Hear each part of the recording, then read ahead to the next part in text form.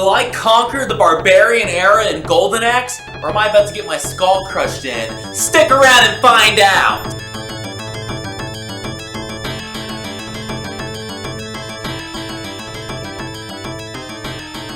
My name's Neil. I'm here to bring you a review of Golden Axe for the Sega Mega Drive and the Genesis. Golden Axe is an intense, hardcore barbarian simulator from Sega. This game, it rocks. Golden Axe, it's a game where the men don't wear shirts and the women don't wear shirts. In Golden Axe, you play as three characters: Axe Battler, Tyrus Flare, and Gilius Thunderhead. Axe Battler, he's your traditional Conan the Barbarian kind of character. Now I'll just tell you this, the cover shows him with an axe, but he actually doesn't use an axe in the game, he uses a sword. Then you have Tyrus Flare, an Amazonian warrior. She's cool, she's got magic powers. They all have magic, but she's got the best magic. She's got dragon magic, dragons coming to help her. And then you got Gilius Thunderhead, he's a dwarf, just a pocket of fury. And all these characters are just these classic barbarian archetypes, Conan-style characters that you're ready to jump into this world with. The game explains to you their backstories, and their backstories are very deep. I'll tell you each of them. Axe Battler, his backstory. His mother was killed by Death Adder. That's his full backstory. Gilius Thunderhead, his backstory. His brother was killed by Death Adder. That's his backstory. Tyrus Flare, she has the deepest backstory. Her mother and father were killed by Death Adder. That's her backstory. So you can see these are deep, involved backstories with lots of nuance. And it's plenty of motivation. It's all the motivation that you need to get going and to just be ready to fight Death Adder and fight his army of barbarians. Golden Axe is a hack and slash game. And a hack and slash, it's very, very connected with the beat 'em up genre. So they're really similar to beat 'em ups. I talked about beat 'em ups before. A beat 'em up, you can move across the screen. You can walk up, down, left, and right. It's kind of pseudo 3D. Most beat 'em ups, though, you're doing melee combat with your fist. You might pick up a weapon here and there. A hack and slash, usually it might be medieval themed or something akin to that, set in the past. And with a hack and slash, you're using weapons. So you're using swords, axes, whips and chains, depending on the game. All kinds of stuff like that. And in Golden Axe, that's what you're doing. It's really the Conan the Barbarian game that we never got. I don't know if they actually had a Conan the Barbarian game, but if they did, it wasn't as good as Golden Axe. Golden Axe was the game. It was the Barbarian simulator. The graphics are great. It's these beautiful medieval environments.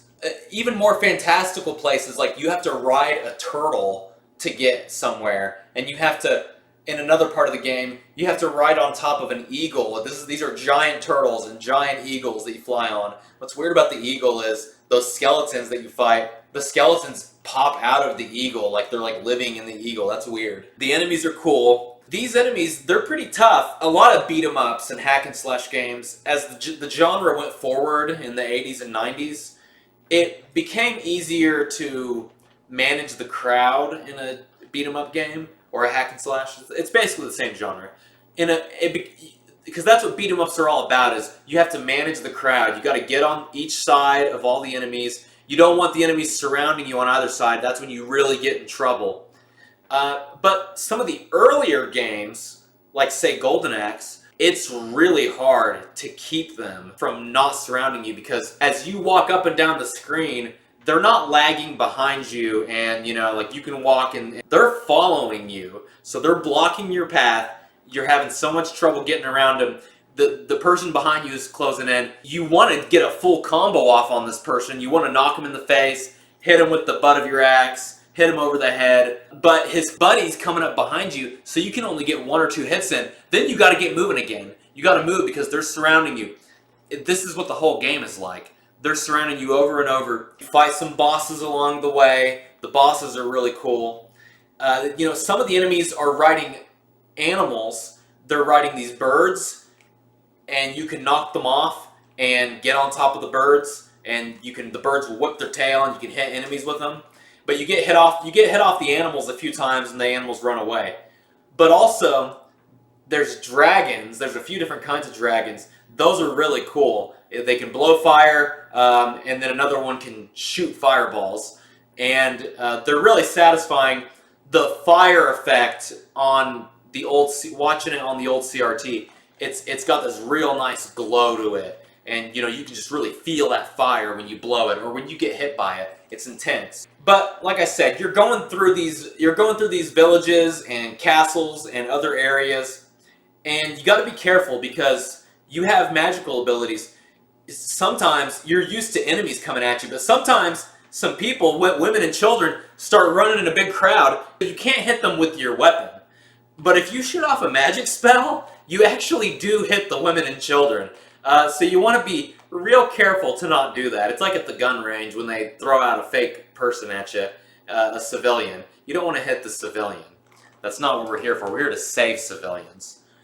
The villain is this dastardly Death Adder. He's got all kinds of different enemies. He has skeletons that burst out of the ground. They climb out of the ground to attack you. They're really tough. But the way they come out of the ground, it's like a Ray Harryhausen movie. It's like if you ever saw Jason and the Argonauts. That's what it's like whenever these skeletons come up. They're scary. The game, it's got a good balance. It's not too hard. I'd say it's just right. A lot of the early beat-em-ups and hack and slashes were really pretty dang hard. Golden Axe, it strikes that balance just right. There's a lot of cool little details in this game. In between stages, your character goes camping and they're there sleeping at the campfire. And I love little details like that. Just showing it's not all action, just showing a little bit of life in the game.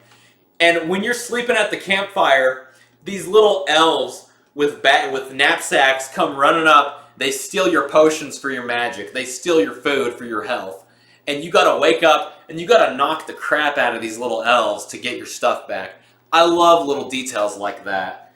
Or little details like after you camp at the start of the levels, the game shows you a map. And it's like a journal of your character where they're journaling where they are in the journey to fight Death Adder.